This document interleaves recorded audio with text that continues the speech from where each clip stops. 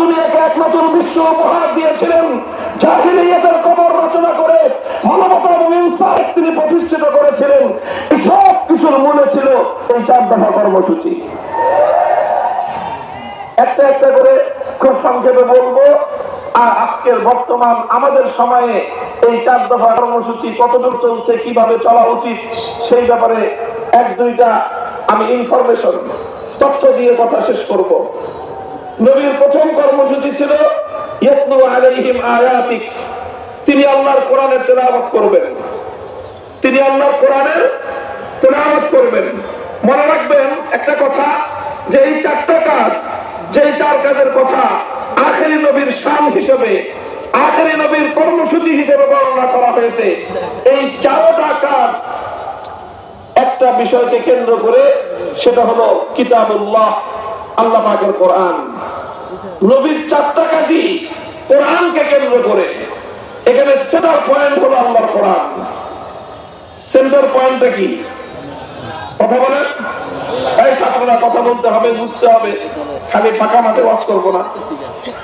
Centre পয়েন্টটা কি? আল্লাহর কোরআন। কোরআনকে কেন্দ্র করে নবীজি 4 কাজ করেছেন। কয় কাজ?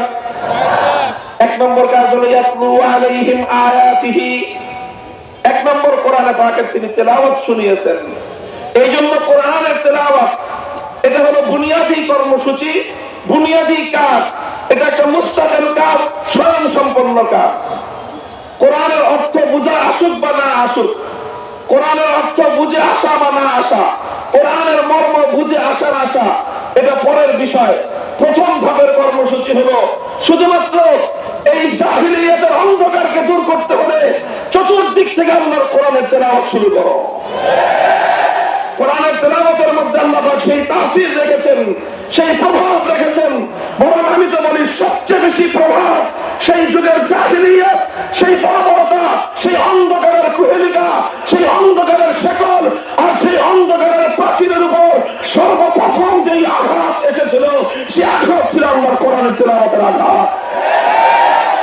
ইতিহাস পড়ো, সিরাত পড়ো, হায়াতুত সাহাবা পড়ো। হযরত আবু বকর সিদ্দিক রাদিয়াল্লাহু তাআলা আনহুর জীবনীতে পাওয়া যায়, তিনি একবার মক্কা ছেড়ে চলে যাচ্ছেন। ইবনু দাবিনা নামক একজন আরবের প্রভাবশালী ব্যক্তি আবু বকর সিদ্দিককে বললেন, আপনি কোথায় যান? বললেন যে আমি মক্কায় থাকবো না। কেন থাকবেন না? মক্কার লোকজন আমার সঙ্গে দুর্ব্যবহার করে, আমাকে নানাভাবে উত্তপ্ত করে, এই জন্য আমি আর মক্কায় থাকতে পারবো না।